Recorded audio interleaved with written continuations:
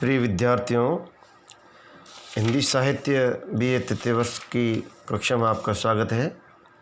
आज हम गतांक से आगे संचारी भाव के बारे में अध्ययन करेंगे।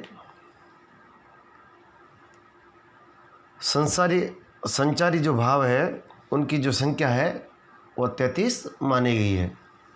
वैसे मनोवर्तियों की संख्या निर्धारित नहीं की जा सकती, परंतु मोटे मोटे तौर पर एक इसका जो शास्त्रीय जो वर्गीकरण हो संभव है, उसके आधार पर जो भारतीय आचार्य है और उन्होंने इसकी संख्या 33 मानी है। और ये जो 33 प्रकार के जो संचारी भाव है भिन्न भिन्न रूपों में आवश्यकता के अनुरूप प्रयुक्त होते हैं। ये जो 33 जो संचारी भाव है इनका थोड़ा सा विस्तार से अध्ययन कर लेते हैं।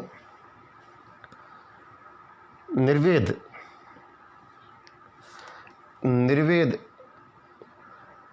वैराग्य, इष्ट वस्तु के वियोग, दरिद्रता, व्याधि, अपमान एवं आक्षेप आदि के कारण अपने आप को धिक्कारने या कोसने की स्थिति में निर्वेद उत्पन्न होता है। जब स्थायी भाव का हम अध्ययन कर रहे थे उस समय जो शांत रस का जो स्थायी भाव है उसे शम या निर्वेद कहा गया है। वहाँ जो स्थायी भाव है, शांत का जो स्थायी भाव है वह शम या निर्वेद है, वह स्थायी भाव के रूप में है। और यहाँ पर जो निर्वेद है वह एक संचारी भाव के रूप में है।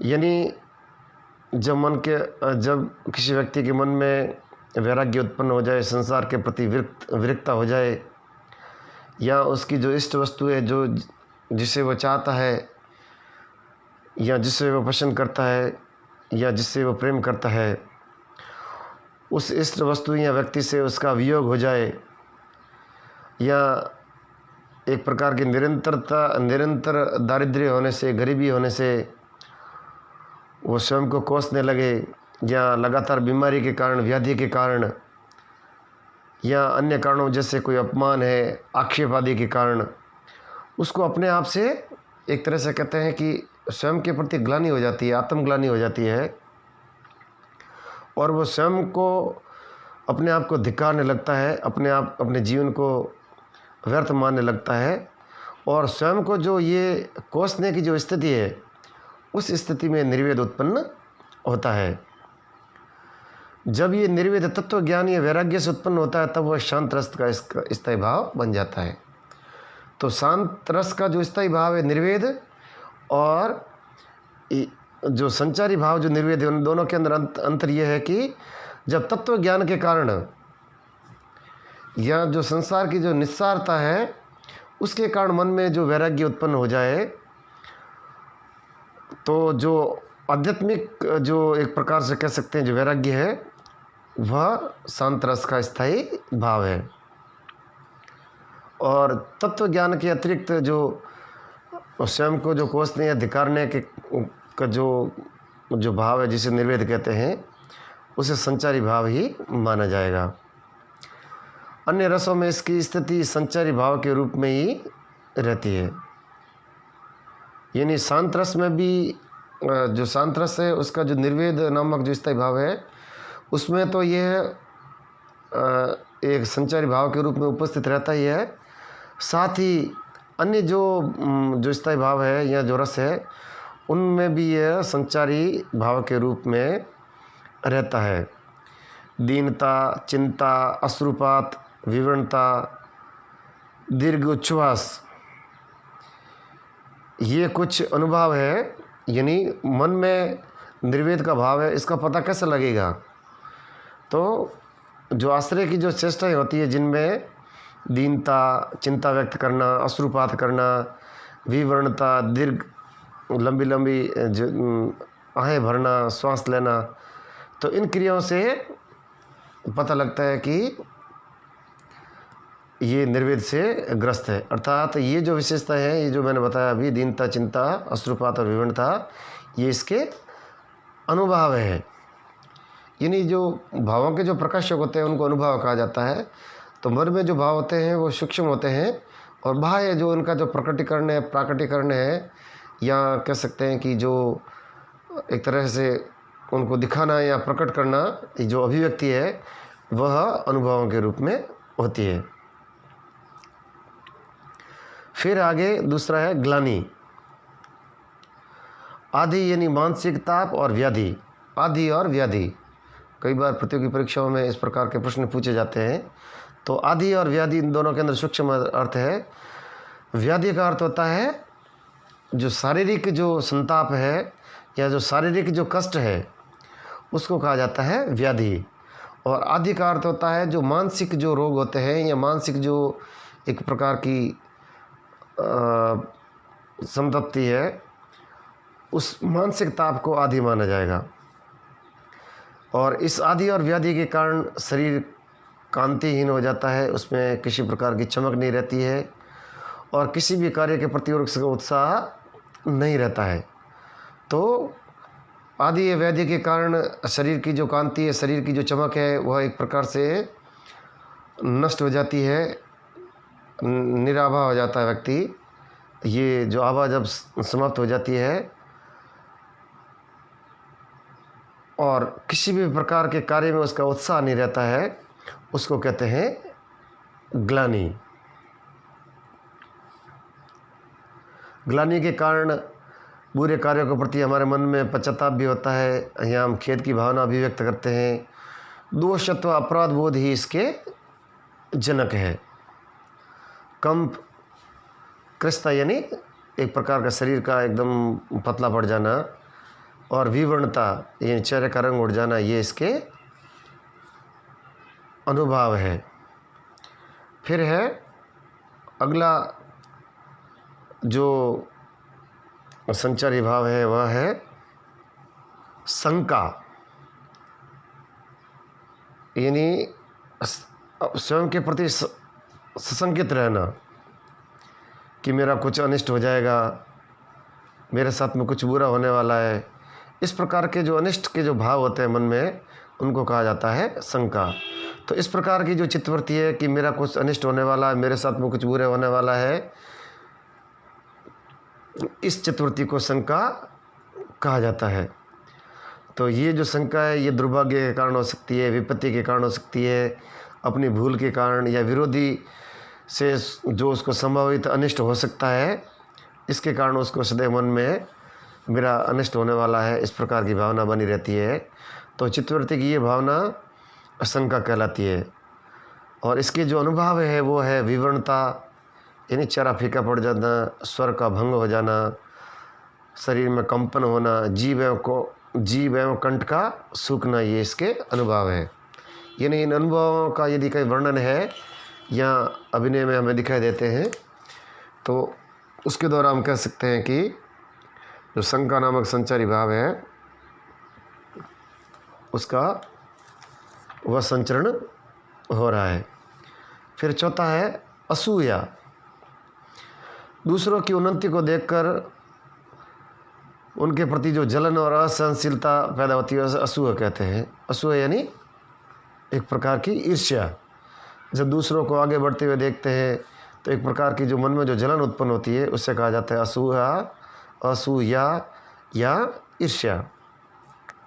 और ये ईर्ष्या होती है, इस असूया के कारण किसी की संपत्ति वृद्धि हो, किसी को सौभाग्य सुख प्राप्त हो, या दूसरे का ऐश्वर्य का उत्कर्ष हो, वह इस प्रकार के से दुर्भावना से ग्रस्त व्यक्ति ये सब कुछ सहन नहीं कर पाता है।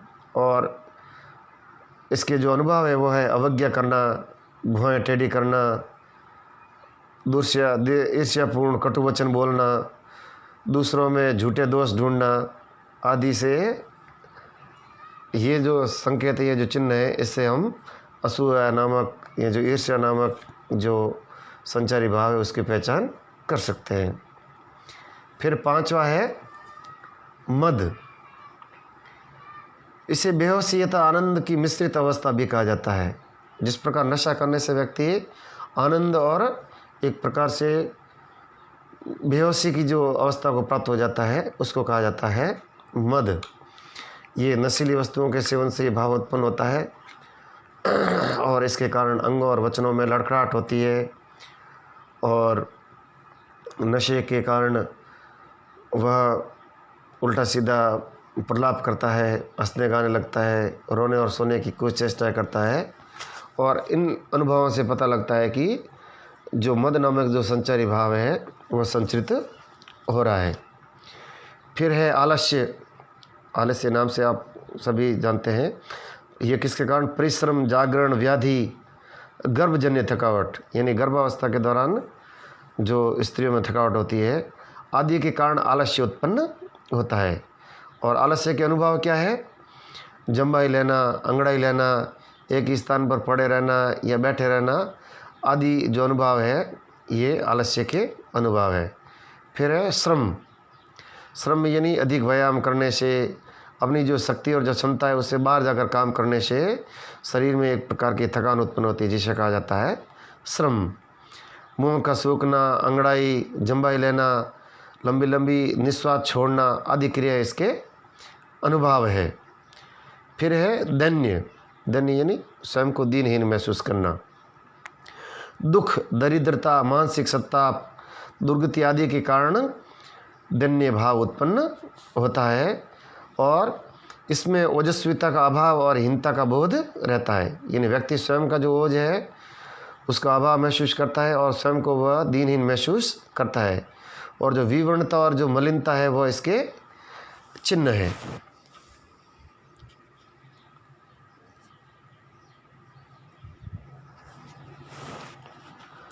अगला जो संचारी भाव है वह है मोह। मोह यानी प्रियजन का वियोग। यानी जिस व्यक्ति से या किसी व्यक्ति से कोई यदि अतिशय प्रेम करता है, प्रगाढ़ प्रेम में प्रगाढ़ता है, तो उस प्रियजन का जो वियोग है या उससे वियोग का जो भय है या व्याधि और शत्रु का जो प्रतिकार है वह कर नहीं पाता। उसकी जो अक्षमता के कारण चित्त में एक प्रकार का विक्षेप उत्पन्न होता है, जिसे मोह कहा जाता है। और जब व्यक्ति में मोह उत्पन्न हो जाता है तब जो वस्तु का जो यथार्थ का जो ज्ञान है वह उसे नहीं रहता है। जैसे मान लीजिए कोई पिता अपने पुत्र को अतिशय प्रेम करता है और उसके प्रेम में इतना अंधा है कि उसकी जो बुराइयां हैं, उसकी जो कमियां हैं वह देख नहीं पाता है। जिस प्रकार से धृतराष्ट्र है वह अपने पुत्र मोह में या मोह में अंध होने के कारण अपने पुत्र दुर्योधन की जो कमियां हैं उनको नहीं देख पाता है या उसको नज़रअंदाज कर दे देता है। तो चक्कर आना, गिर पड़ना, बेहोश हो जाना, चित्त में भ्रांति उत्पन्न होना इत्यादि क्रियाएं इसके अनुभव है।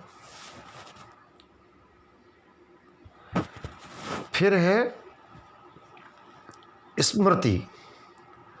स्मृति यानी पहले के अनुभव किए गए जो सुख अथवा दुख है उनके विषयों का स्मरण करना स्मृति भाव कहलाता है। यानी भूतकाल में हमने जो सुख या दुख जो भी जिस प्रकार की हमारी अनुभूति रही है उसको जब याद करके वर्तमान काल में जब उनको याद करते हैं तो उसको कहा जाता है स्मृति। जो पूर्व अनुभूत जो विषय होते हैं अथवा जो विषय वस्तुएं होती है उन वस्तुओं को देखने, सुनने और उनका चिंतन करने से मन में ये भाव उत्पन्न होता है।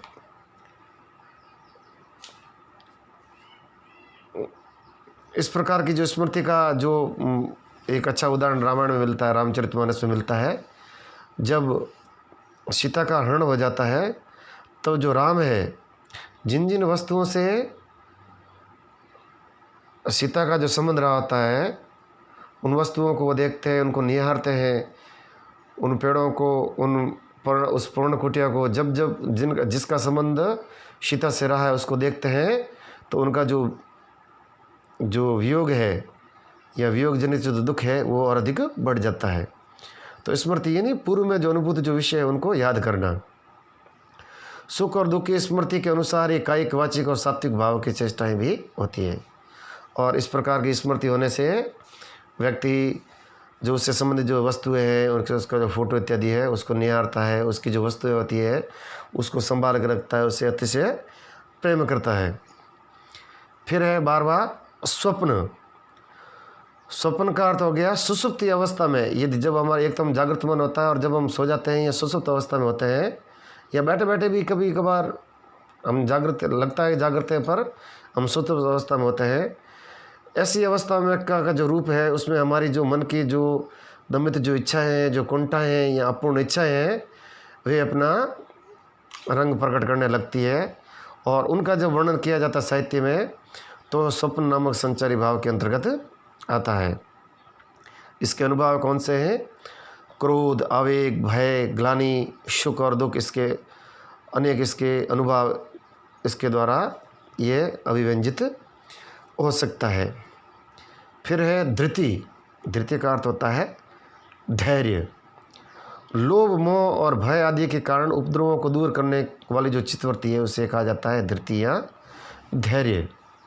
यानी व्यक्ति जो किसी भी कारण से जो उसके मन में जो उपद्रव उत्पन्न होते हैं, जब उनको वो थामना चाहता है, उनका जब उन्हें रोकना चाहता है, तो मन की एक जो चित्तवृत्ति जिसे कहा जाता है धैर्य या धृति, उसके द्वारा वह उसको रोकने का प्रयास करता है। तत्वज्ञान। तत्वज्ञान यानी जो आध्यात्मिक जो ज्ञान है, संसार की जो क्षणभंगुरता है, निस्सारता है, ईश्वर के प्रति जो योग आदि के प्रति जो एक प्रकार का मन में जो भाव होता है, तो तत्वज्ञान इष्ट वस्तु की प्राप्ति, विपत्तियों का निवारण होने से धृति उत्पन्न होती है। और इसके जो भाव है, यानी जो कहते हैं कि जो अनुभव है वो इस प्रकार से है: उल्लास, मधुर वचन, मुस्कान, शांति और चित्त की जो दृढ़ता है, ये आदि इसके अनुभव के रूप में देखे जा सकते हैं। फिर 14 है व्रीड़ा। व्रीड़ा का अर्थ होता है लज्जा। दूसरे के चित्त में अपने बारे में उत्पन्न होने वाली बुरी धारणा ही आशंका से उत्पन्न जो संकोच है उसका नाम ही व्रीड़ा अथवा लज्जा है। यानी जब व्यक्ति कोई कार्य करता है, किसी व्यक्ति कार्य की ओर प्रवृत्त होता है, जब वह ये जानता है कि उसके इस कार्य को लेकर या उसने जो कृत्य किया है उसको लेकर अन्य जो लोग हैं क्या सोचेंगे उसके बारे में, तो इस प्रकार की जब उसके मन में जब धारणा आती है तो मन में एक प्रकार का संकोच होता है, उससे कहा जाता है व्रीड़ा या लज्जा। यानी व्यक्ति की जब पराजय हो जाती है तब, या उसके मन में हीनता होती है, या जो स्त्री और जो पुरुष होते हैं जो परस्पर आपस में प्रेम करते हैं, जब उन्हें यह भी ज्ञान होता है कि उनकी इस क्रीड़ा को या उसके इस कार्य को कोई दूसरा देख रहा है, या कोई प्रतिज्ञा है वो भंग हो जाती है, या व्यक्ति का पराभव हो जाता है, तब उसके चेहरे पर क्या होता है कि विवरणता सा जाती है। यानी जब लज्जा का भाव उत्पन्न होगा तब एक प्रकार से चेहरा है वह फीका पड़ जाएगा। और इसकी जो कायिक चेष्टाओं में देख सकते हैं कि चेहरा मुरझा जाता है, शर्म के मारे आंखें नीचे झुक जाती है, मुंह लटक जाता है। ये इसके क्या है? अनुभव है। और इन अनुभवों के द्वारा पता लगता है कि व्रीड़ा या संचारी भाव है वह उत्पन्न हुआ है। फिर 15 है चपलता। चित्त की जो अस्थिरता है उसका नाम चपलता है। जो ईर्ष्या, द्वेष, राग, अमर्ष और आदि के जो भाव उत्पन्न होते हैं। कठोरता, डांट फटकार करना, धिक्कारना, भौं टेढ़ी करना, निरंकुश व्यवहार करना, कठोर वचन, डराना, धमकाना, दूसरों की भर्त्सना करना, ये सारे जो इस प्रकार के जो आचरण है वे चपलता या जो कहते हैं जो चांचल्य है, संचारी भाव को दिखलाने वाले या प्रकट करने वाले होते हैं। यानी किसी कार्य को लेकर एक प्रकार की जो चपलता होती है, ज़्यादा ही वह जो उत्साह होता है, इस प्रकार का जो व्यवहार होता है उसको कहा जाता है। आगे के जो